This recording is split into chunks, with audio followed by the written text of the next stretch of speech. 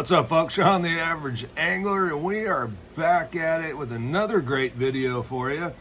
And this one is kind of coming at you due to my stupidity, to be honest with you. Went out fishing yesterday at the local pond here down the street, and talk about being prepared. And well, the average angler was not prepared for what he was about to see. I took a lot of things into factor before when I packed the boat, and I was tying up rods and all that kind of stuff. I didn't take one little thing. Didn't think about it. That one little thing was dropping water level. We just had storms last week. Water should have been coming up. Well, in lovely Santa Clara County, they want to put you in a drought by emptying the lakes, and then hopefully you get enough rain, they fill up. Doesn't always happen. Anyway, so we got dropping water conditions. We got dropping temperatures. The lake is already turned over. So what I found when I got to the lake, and you could see it had dropped about 1.5 feet, 2 feet, because you know, you could see the wet mark on the tules. You could see the waterline mark on the bank. That creates a tough situation, especially since the lake is turned over. Man, I went around the lake, and I'll tell you, the bait was down in 50 foot, which is about as deep as this lake is.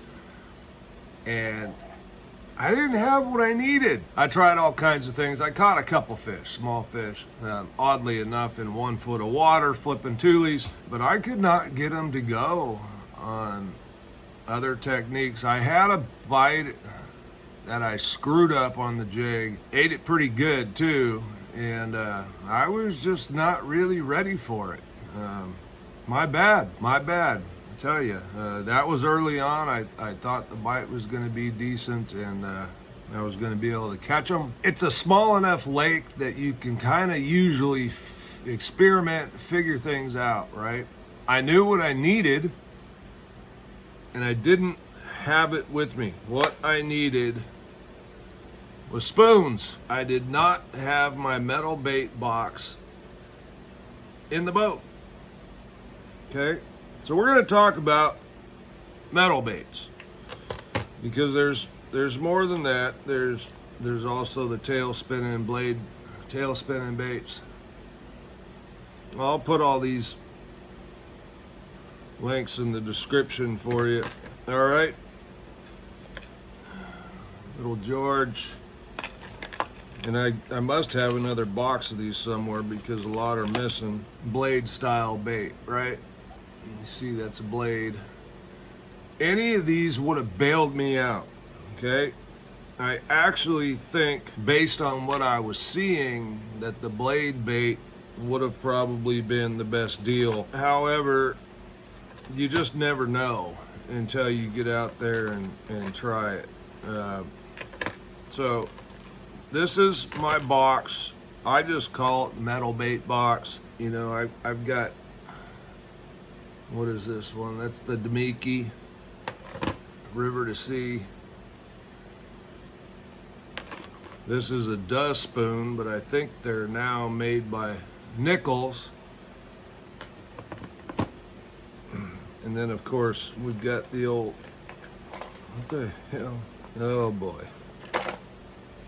Hopkins. This one's a Bass Pro Shops XPS. You can adjust different sizes, different weights. It's not necessarily just by depth. It could be bait size. That Bass Pro Shops XPS is tungsten. Another Duh Spoon. I've got a situation in here.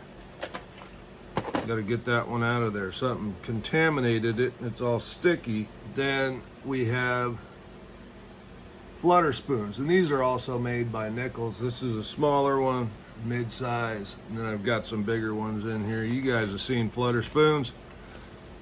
And just an FYI, I keep my silica packs, several of them, in the spoon box, because the last thing you want is to have that box start rusting.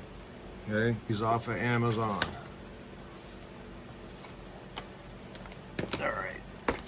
So,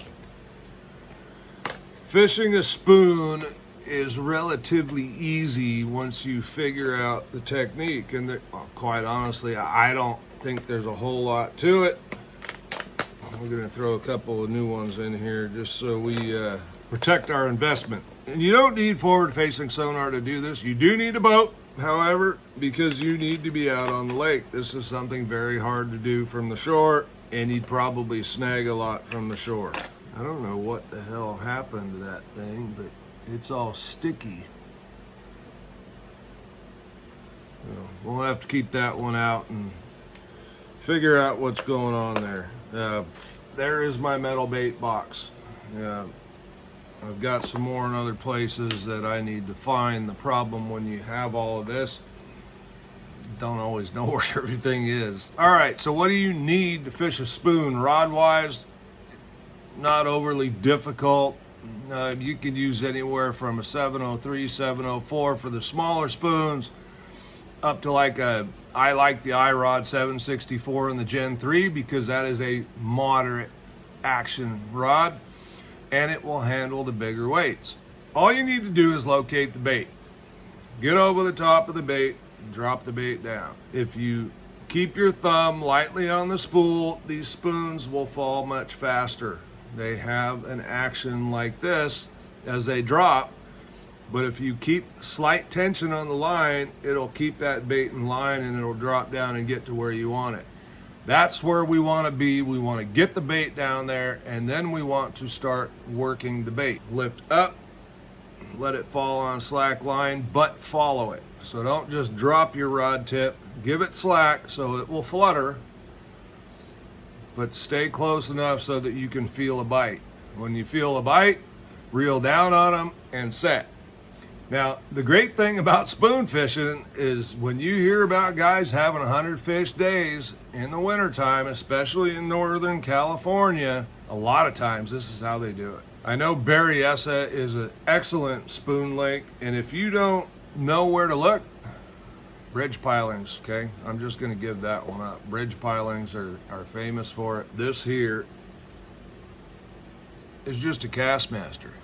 Sometimes the Kastmaster is a ticket. You don't have to go out and get a bunch of special spoons.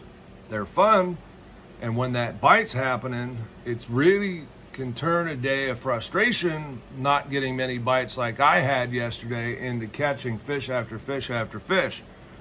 Not just on that Kastmaster, but on the Duh Spoon, on the blade bait, whatever they may want for that day. And that's really the key, is to get over those fish and experiment with different baits to figure out, hey, which one do they want today? Because there's always going to be one that they're going to want more than the other, and that's what we have to do, is figure that out. Once we figured it out, it's on like Donkey Kong, and it's time to go out and get busy catching. Get your hands sore from lipping and releasing fish, all right?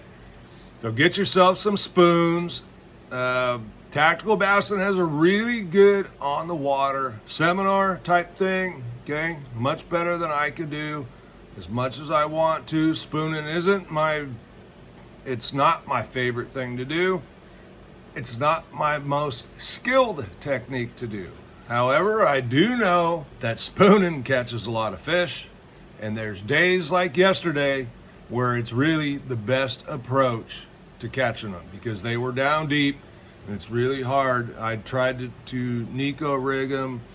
I tried to shaky head them.